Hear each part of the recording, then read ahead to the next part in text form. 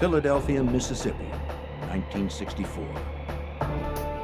A sleepy southern town steeped in tradition finds itself targeted for invasion. Across the South, a legacy of racial hatred is about to be challenged, but not without a fight. Before it would end, 3 civil rights workers would vanish, drawing the eyes of the world to the quiet community with a burning secret. Amen!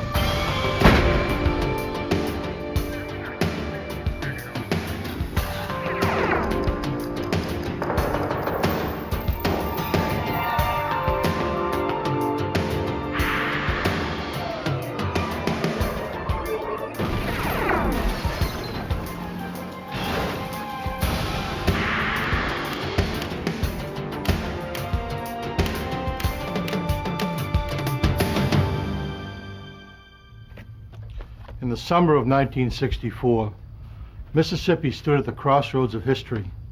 It didn't want to be there. It had no choice.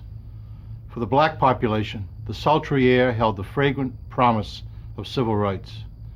For much of the white population, it was to be a summer of heated intolerance. Violence rumbled throughout the South, but it touched down in Philadelphia, Mississippi.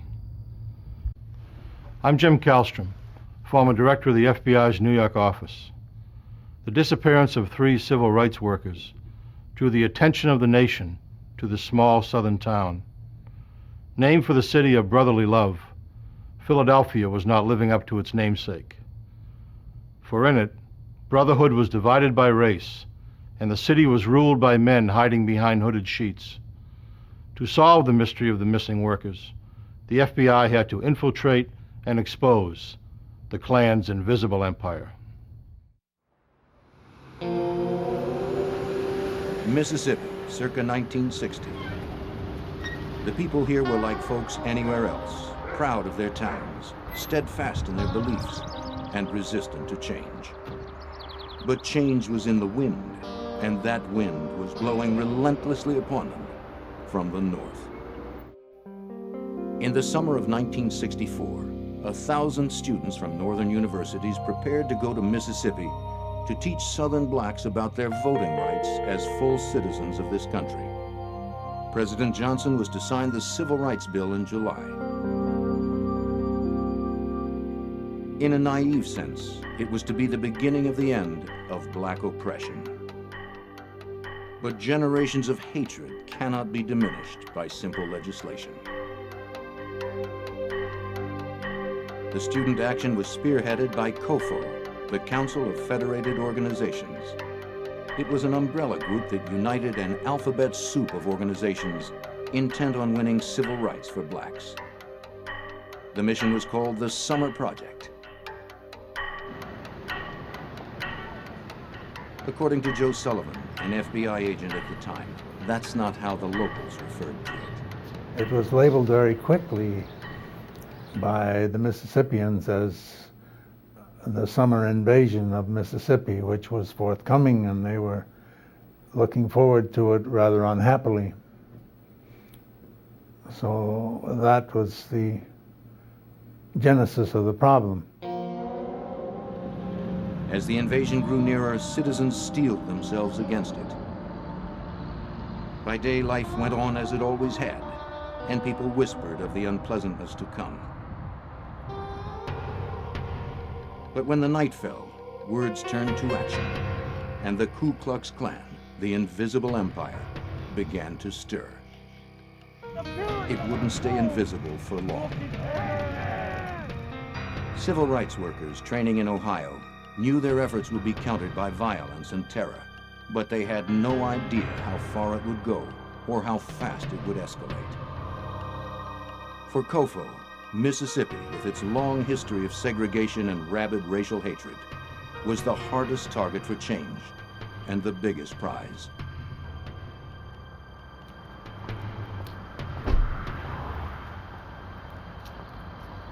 Bob Moses was one of the Summer Project organizers.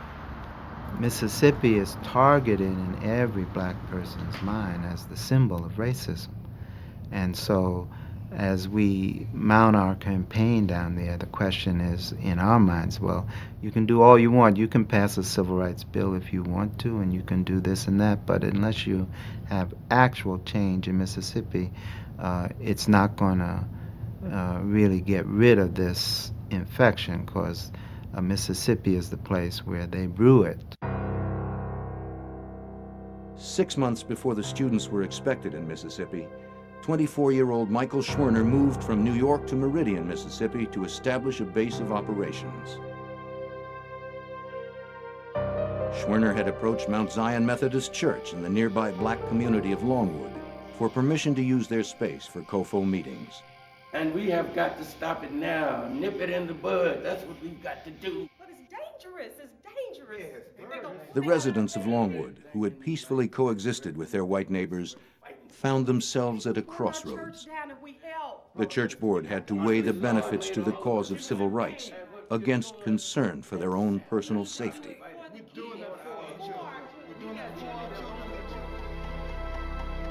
When the meeting was adjourned, they hadn't come to an accord. But the Klan made the decision for them.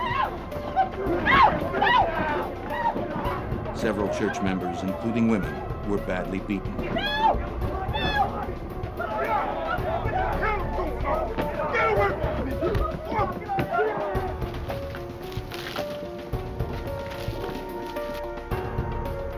Later that night, Mount Zion Church was burned to the ground.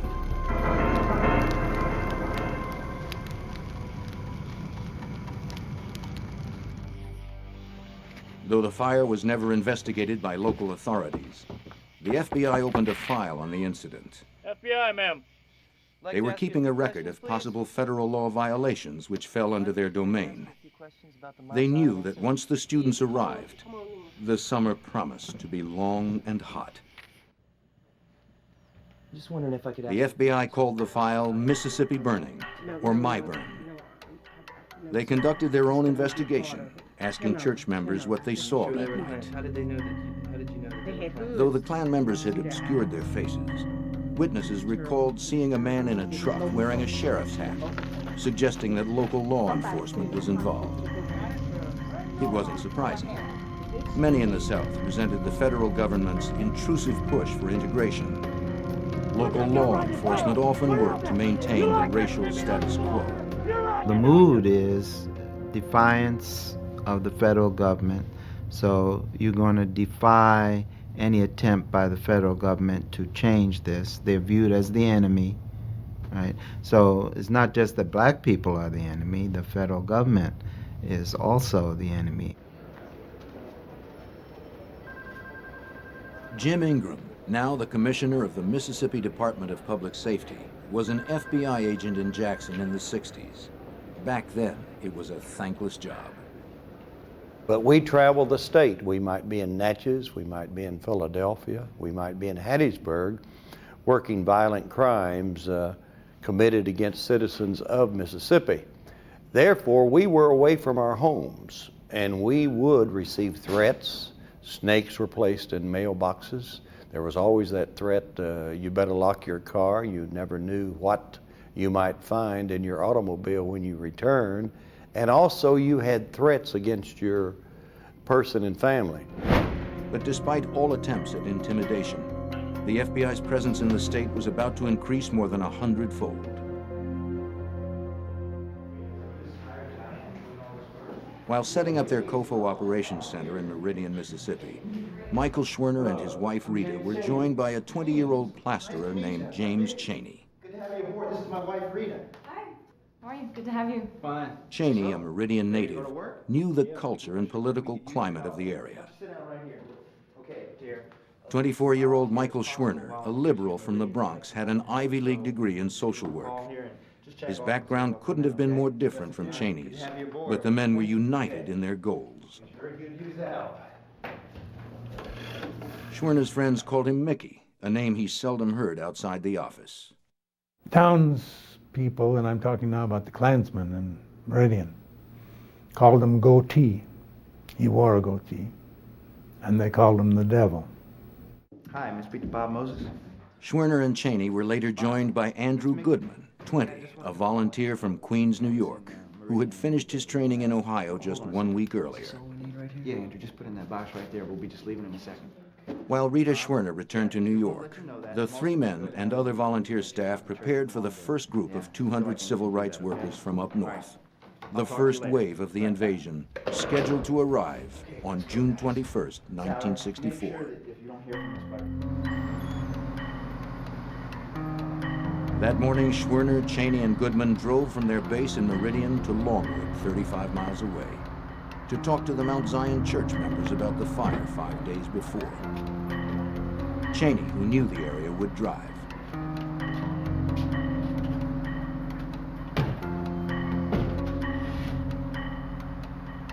As the vanguard in the March to Freedom, the men knew that trouble likely lay ahead.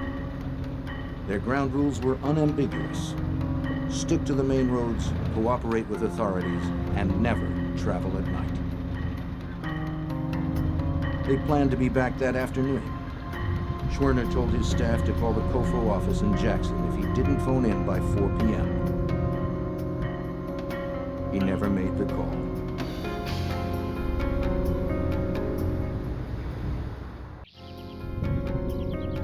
When Mickey Schwerner failed to phone his office at the scheduled time, the FBI was notified. They in turn contacted local authorities to see if anyone had seen Schwerner, Cheney, and Goodman. What? What are you doing, man? You're not counting like that. Someone had. Out of the car! According to Neshoba County Deputy Cecil Price, the trio was returning from Longwood that afternoon when he pulled them over outside of Philadelphia, Mississippi, 38 miles from Meridian.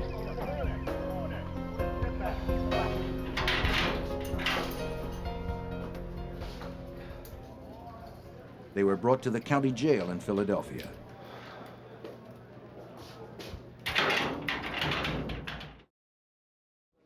Another one. Cheney was booked on a speeding charge. I need to make a phone call. The others were held in connection with the burning of Mount Zion Church. What do you know about that? Nothing, sir. Cheney was locked in a cell designated for black prisoners. Schwerner and Goodman shared a different All cell. you have to do is make sure that you're polite. Say yes sir, no sir. They weren't allowed to make a phone call until dinner time, hours after their 4 o'clock call-in time had passed. According to another person sharing the cell, when the jailer's wife told Schwerner he could make a collect call, he declined. No one knows why.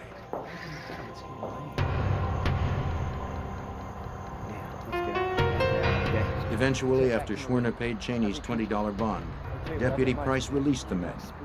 Hey, you got the keys. By then, it was 10:30 p.m. I don't want to come back to Philadelphia again. What happened next was anyone's guess. As long as they were missing, you had some hope. If they had turned up in jail and they were still in jail, then you had some hope. The issue was the release at a certain time of night from the jail, and then they're missing again. So that circumstance means the worst. Agent Sullivan, too, feared the worst. He suspected that the civil rights workers weren't simply released, but more likely handed over to the Klan. This was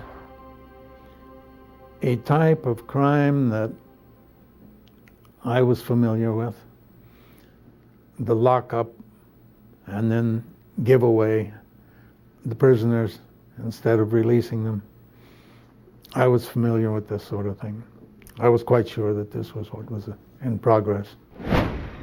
The disappearance was chilling news to the student volunteers scheduled to arrive in Mississippi the next day. But people throughout the state had a different read on it. The Mississippi response, it was, this is a hoax, and these people have really staged this to get national attention, and, they're up hiding someplace in New York or some other place, right?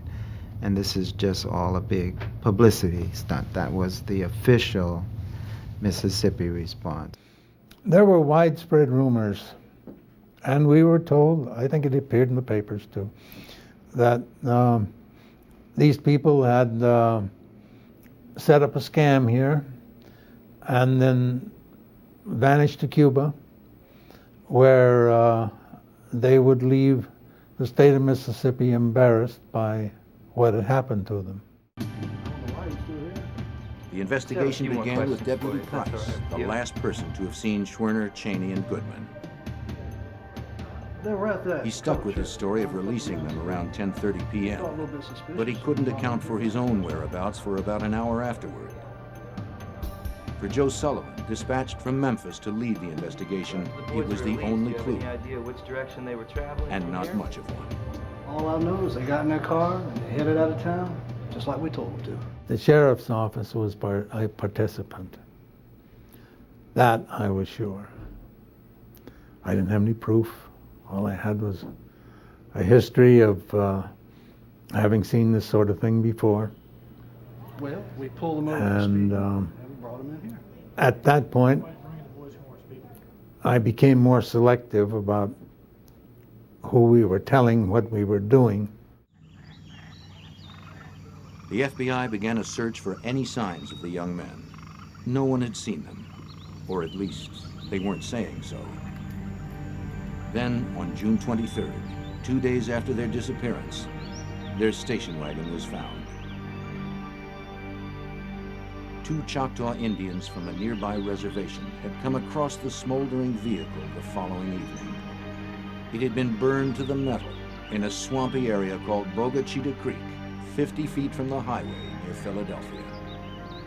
When they learned of its possible significance, they called the FBI.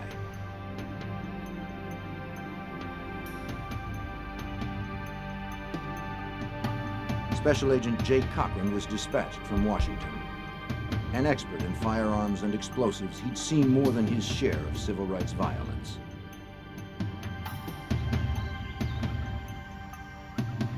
When he arrived at the scene, he wasn't optimistic about what the car would reveal.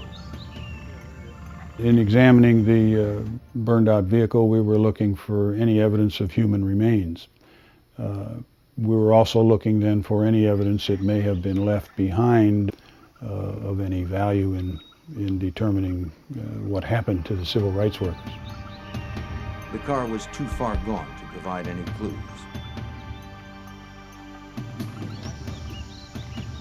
But nearby, investigators found something more promising. A watch later identified as belonging to Schwerner, and keys to the car.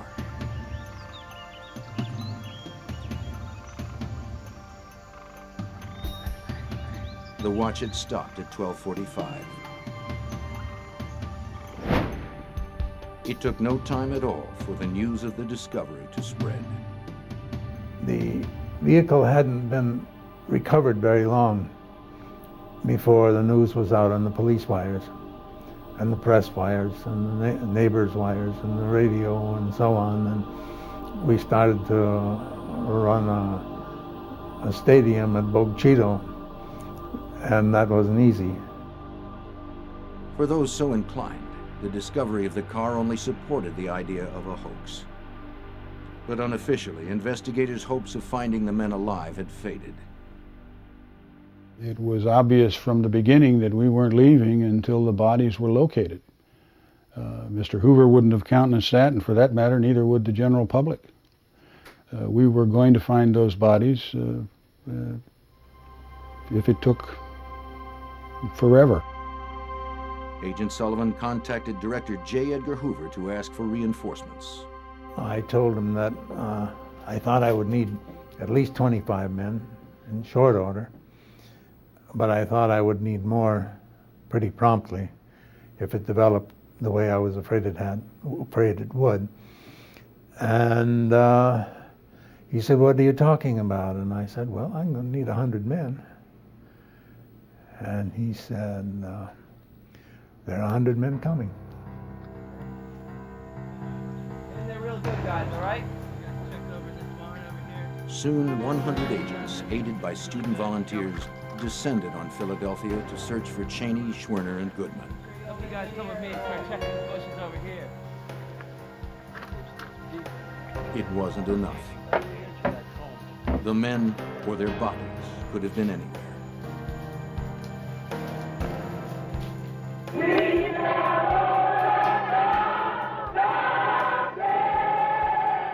Against the backdrop of this agonizing mystery, student volunteers stormed the bastions of the Old South, trying to register black voters. Dixie fought back with all it had.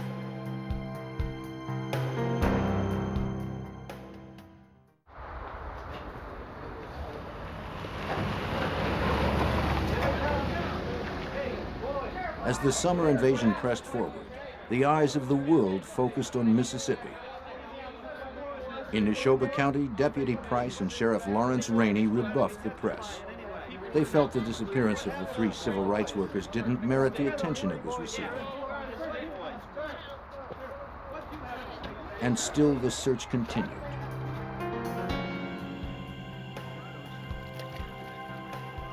"400 sailors from Meridian Naval Air Station were pressed into duty, working in rotating shifts. Woods were scoured, rivers were dragged. Then the FBI received word that a body of a black man had been pulled from the Mississippi River near Vicksburg. They went to investigate.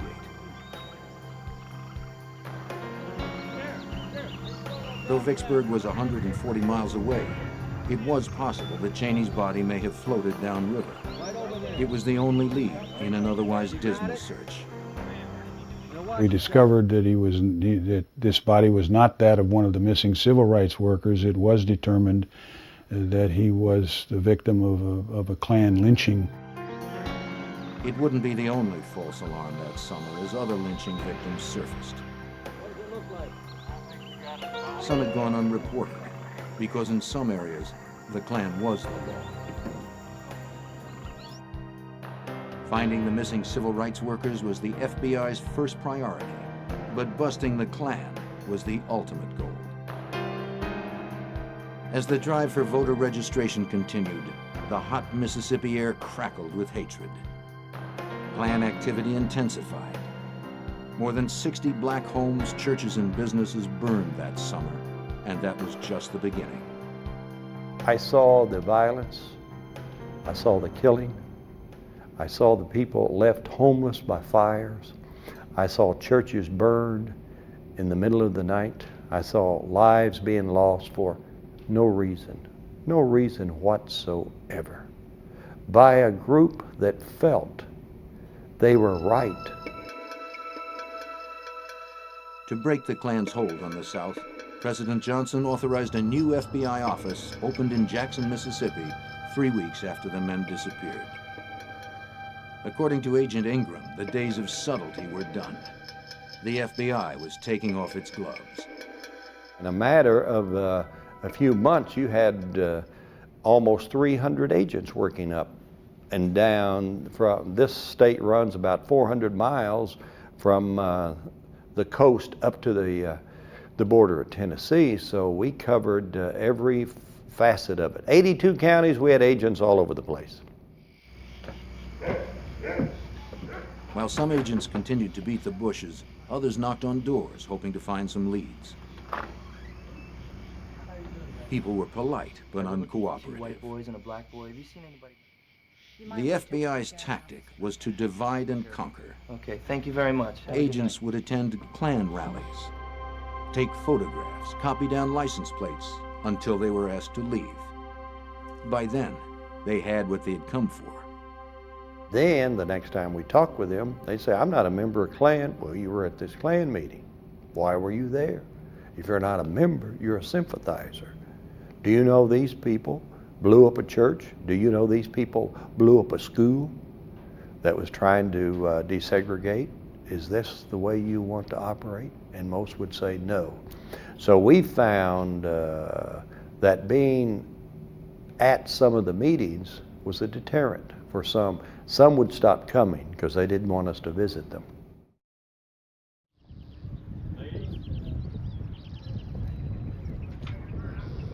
Others required more persuasion. Agents were assigned individual Klan members to watch over from a distance. If a bombing or other act of violence occurred, it was the agent's duty to call that Klansman to account for his whereabouts.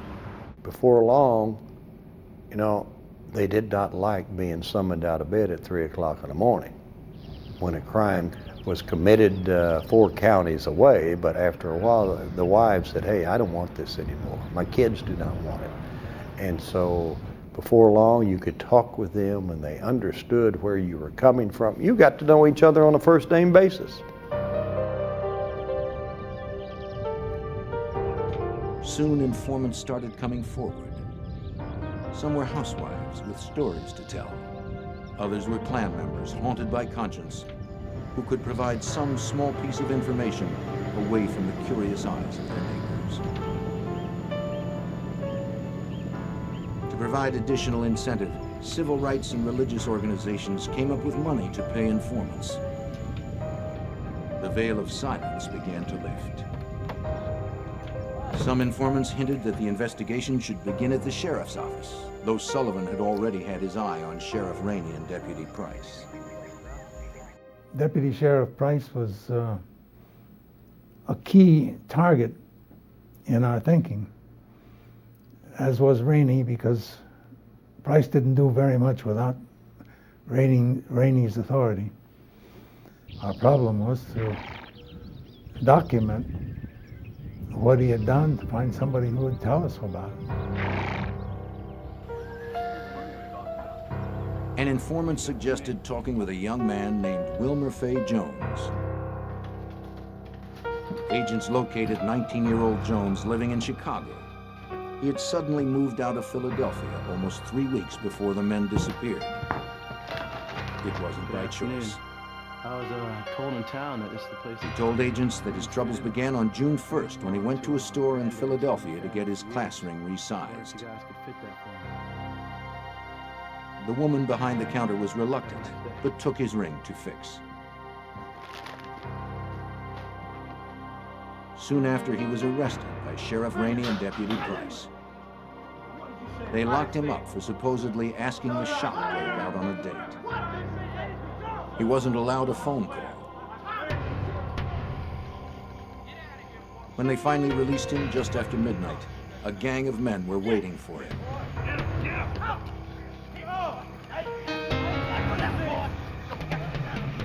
They roughed him up and forced him into a truck. Get in the car! Get in!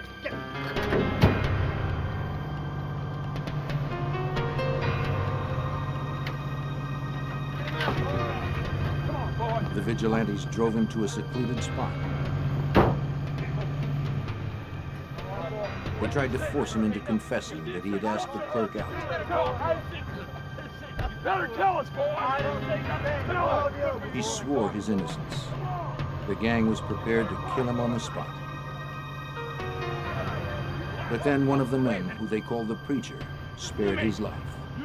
He told Jones to leave town for good or he was a dead man. You understand me? Get out of here. Go. Jones was on the next bus out of town. They roughed me up a little and they let me go. The story Jones told sounded like a plausible M.O. for what could have happened to Schwerner, Cheney, and Goodman. Only perhaps they weren't lucky enough to have escaped with their lives. But here now, we have some additional evidence about what happens to people who are in unlawful custody in jailhouses and are going to be disposed of in one way or another. So if it had happened once in Neshoba County, we were sure it could have happened again.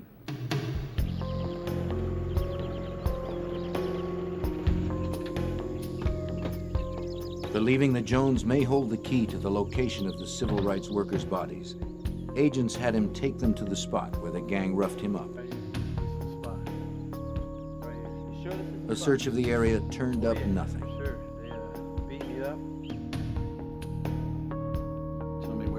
But there was one informant that Sullivan was keeping to himself, slowly cultivating, winning his confidence by degrees. Sure, your identity will never be revealed. This informant spoke under terms of total anonymity. His identity is protected even to this day because his life may still be in danger. He's known only as Mr. X. Yes, I can tell you more today. If anyone still considered the disappearance of the three civil rights workers to be a hoax, their opinion would soon change. Yeah, they'll kill me if they were found out.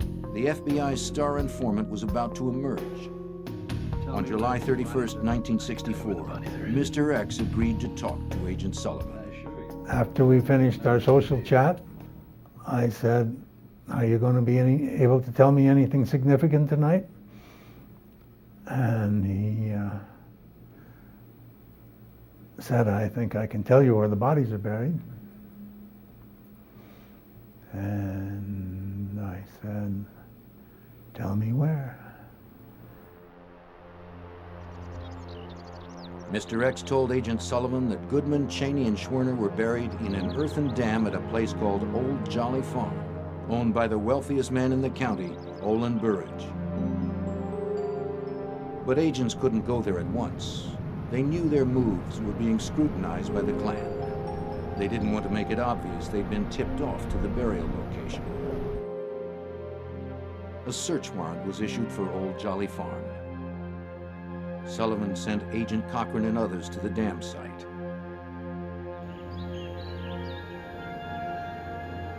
When they arrived, they realized this was no job for probing rods and shovels. The earthen mound still under construction was 550 feet long, 20 feet high, and 10 feet across at the top. If the bodies were here, they weren't merely dropped into graves. Rather, the dam was built on top of them. Agents wanted to keep the excavation a secret. That would be difficult now. They needed an outside contractor with bulldozers and other heavy earth-moving equipment to extricate the bodies. According to Special Agent J. Cochran, there were some concerns about the safety of the crew. It was decided to utilize armed agents in a convoy of these heavy equipment from Jackson to the location where we would begin using the equipment. On August 4th, the equipment was in place. The contractor was asked to advise them how best to clear away the earth layer by layer. Cochran talked to him and said, "Can you give me an estimate as to what the construction cycle was on this dam? How it was built, how the dig was done, how the dam mound was shaped, and in what time sequence?" He said, "Well, you must know what you're looking for," and I just didn't comment to him. At no time during these negotiations had either the construction crew or in this case the foreman been told precisely what we were looking for, but I think they would have had to have been blithering idiots, and they weren't, to have not known what we were after. After the foreman gave agents a crash course in dam building, Cochran poked a stick in the ground where he wanted the digging to begin. Then, in a move that has become a legend in the annals of the FBI, he had a change of heart. Cochran then picked up a stick,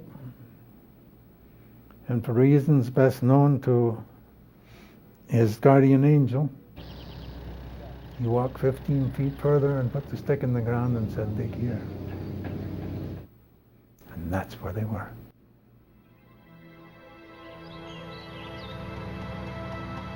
The job, beginning at 8:30 in the morning, progressed slowly. By 2:45, the pit was 13 feet deep, and the pungent smell of death was unmistakable. The machines were moved aside in favor of more delicate garden trowels. As the sun beat down, the odor rose up and poisoned the air. Flies swarmed, ushering in the agent's grim success. Just after 3 p.m. at 14 feet, the first body was found. It was Mickey Schwerner, identified by the contents of his wallet. Goodman was uncovered next, followed by Cheney. It's very hard to describe. You know, it's perhaps the saddest experience that one can have. It's a graphic illustration of man's inhumanity to man. You know, that simply kill these people for no earthly reason, no earthly good reason. The bodies had been buried more than a month, so it was impossible to immediately determine the cause of death. The coroner was summoned, and with him came Deputy Cecil Price. I just walked up like it was the sheriff's business. Found a body, how about that? It was pretty casual, really. Price and the coroner lifted the bodies from the pit so they could be moved to the state hospital in Jackson for autopsy. Cecil Price helped to load all of them. I didn't help to load any of them. I was letting the local authorities who had jurisdiction over the murders do their thing. So we couldn't be accused of confusing or messing up the evidence or anything of that sort. If the deputy's presence was an example of the criminal returning to the scene of the crime, Agent Cochran saw no sign of guilt. Every agent that was at the scene, eyes were fixed on Price when he was there. And I noticed not the slightest emotional reaction. And I don't think anybody else did either. The bodies were autopsied in Jackson. All three men had been shot. Schwerner and Goodman were each shot once, Cheney 3 times. A hard, rock-like substance was pried from Goodman's right hand.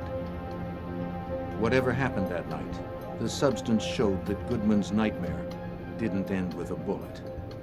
Upon subsequent examination of that substance at the FBI laboratory, it was determined to be clay similar in makeup or consistent with the clay composition of the soil at the dam site.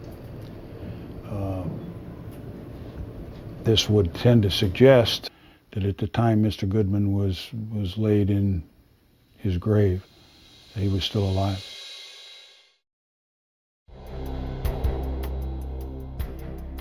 The bullets from the victims were analyzed at the FBI's Firearms Toolmarks unit. Most of the more than 5,000 weapons here were confiscated over the years from actual crimes.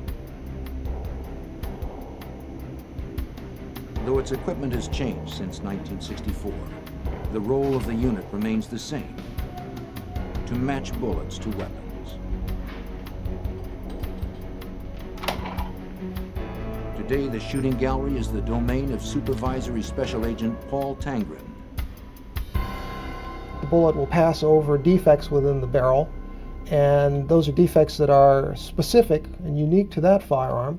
And that pattern of marks it picks up passing over these defects is like a fingerprint for that gun.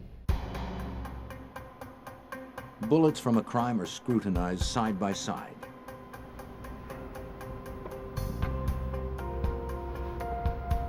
If they were shot from the same gun, the comparison microscope would form a seamless image of the marks on both bullets. Bullets shot from different weapons simply wouldn't match up. I've got lots of marks and very little agreement, and that is typical of what you would see of 2 bullets fired from 2 different guns of the same type. Using similar techniques, the FBI determined that Cheney was shot with 2 different .38 caliber weapons. Residue showed that the men were shot at close range. Total cost of the bullets used to kill 3 men, about 25 cents. Suddenly, to the people of Neshoba County, the missing civil rights activists was no longer a hoax or publicity stunt. This was the turning point. Racists drew the line at murdering white people. According to Agent Jim Ingram, the FBI no longer seemed like the bad guy. Then they realized we're dealing with some very violent people. So the mood changed to our betterment. because we had people that wanted to assist us. Particularly the little town of Philadelphia, Mississippi. It was amazing how many people then said, look, if we have these people among us that would kill, then we need those individuals found and arrested and prosecuted. I do want to help you. Meridian Police Sergeant Wallace Miller was one respected Klan member who had seen enough. He wanted out of the Klan, but the FBI convinced him to stay. Now, the FBI had their mold, and the impenetrable walls of the invisible empire had been breached. And the color must be driven out of our hearts. And we have to look to the cross. Let it be done. Amen. The next few weeks. Sergeant Miller proved that he wasn't involved in the murder of the civil rights workers. He helped the FBI by gleaning information about the crime from fellow Klansmen. Others were also coming forward.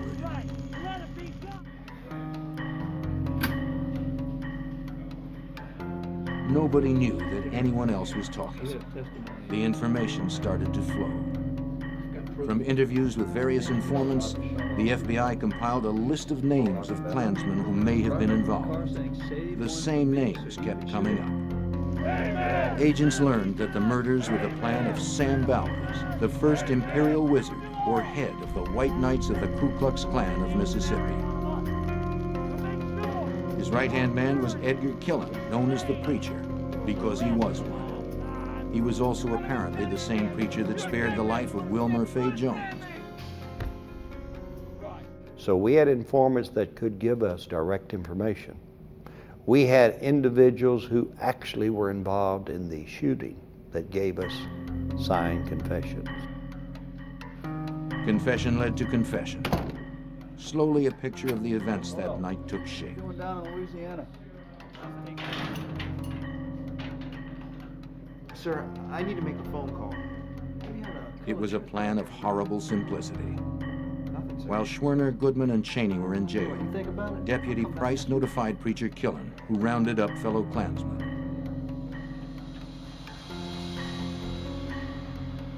The Klansmen gassed up their cars, loaded their weapons, and waited until the men were released so they could carry out their Imperial Wizard's orders.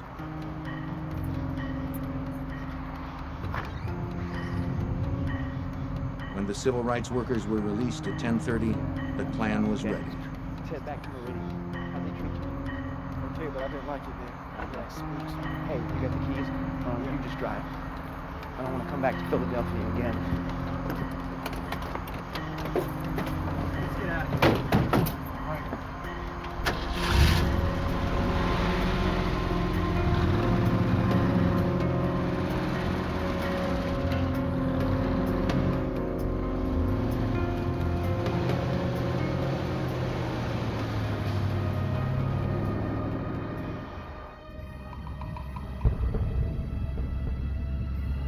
Not far out of Philadelphia, they must have noticed lights in their rearview mirror, closing at a fast clip. They sped up to try to outrun them, topping 100 miles per hour.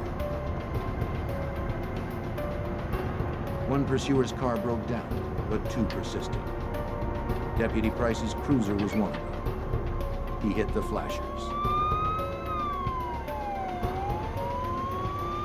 Cheney pulled over.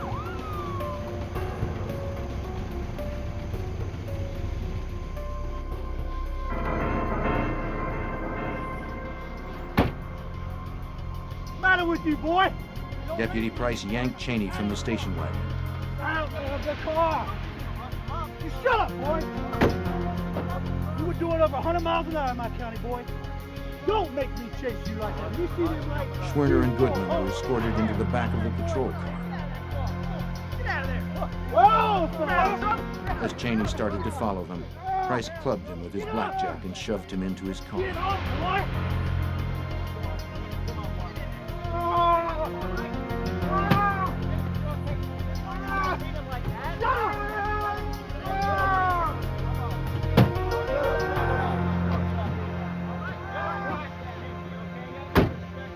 The procession continued down Highway 19, one of the Klansmen driving the station wagon.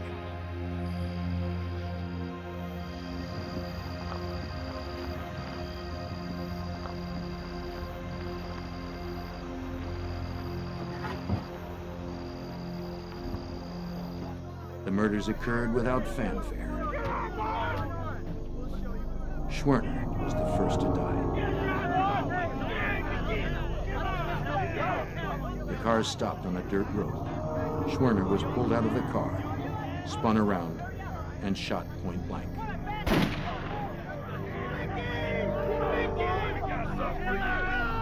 Goodman was shot in much the same manner.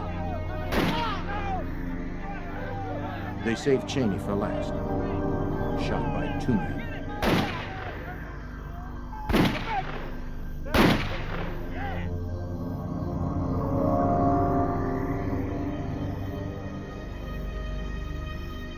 The bodies were loaded into their station wagon. They were driven to Old Jolly Farm, where the bulldozer operator waited in the darkness, ready to conceal the evidence under 14 feet of clay. Last, the station wagon was driven to the swamp. Gas was poured over it. A match was struck.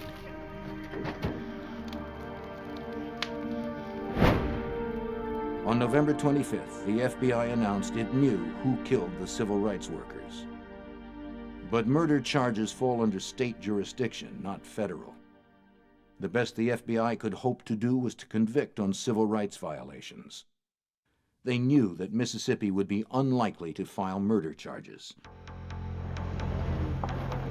More than 5 months after the murders, 19 men were charged with felony conspiracy to oppress and intimidate the civil rights workers from practicing their constitutional rights. 2 more were charged with having knowledge of the crime. All made bail and were released. A pretrial hearing was set for December 10th. When you realize the scope of the physical evidence that we were able to capture, the pictures of the dam, the pictures of the bodies, the postmortems, the burned vehicle, on and on, we just had enormous amounts of physical evidence, circumstantial evidence to document the confessions. So it was a powerful case that we turned over, and we were blessed because we had 2 outstanding prosecutors. The evidence was, we thought, insurmountable, but we also knew that there were troubled times in Mississippi, that not everyone thought like we did. The federal government's prosecution went wrong almost from the start. At the hearing, the judge refused to allow signed confessions or written testimony from key witnesses. The government pressed the matter, and on January 11th, a grand jury indicted 18 men, including Sheriff Rainey and Deputy Price. But the charges were knocked down from felony to misdemeanor. The case languished until 1966, when the United States Supreme Court ruled that the felony charges were applicable.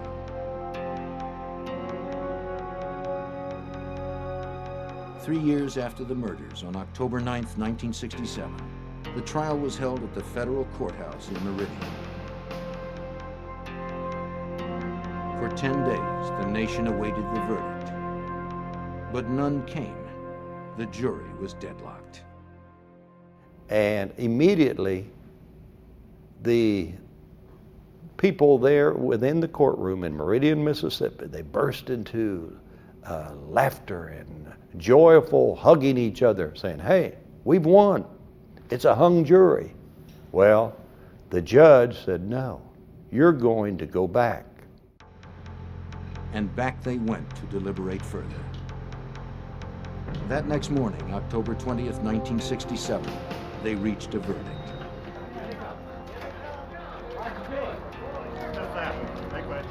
Of the 18 men charged, 8 were ultimately found guilty of civil rights violations, including Imperial Wizard Sam Bowers and Deputy Cecil Price. It took more than 3 years for justice to be served, and even then, it was delivered only in half measures.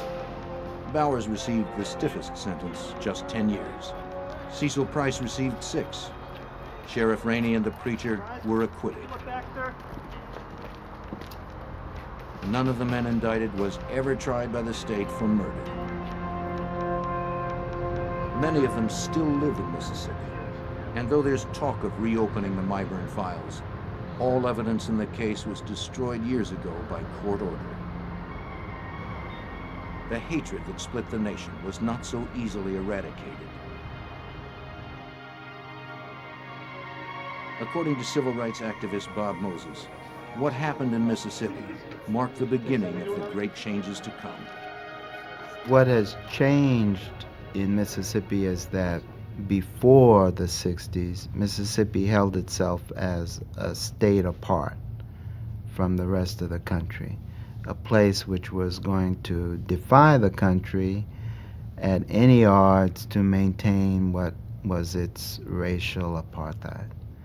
And now it's indistinguishable from the rest of the country. So Mississippi has become like every other state in the country. Donations helped to rebuild Mount Zion Church. It has become a shrine to the three men who came here hoping to make a difference, and who succeeded in ways they could never have anticipated.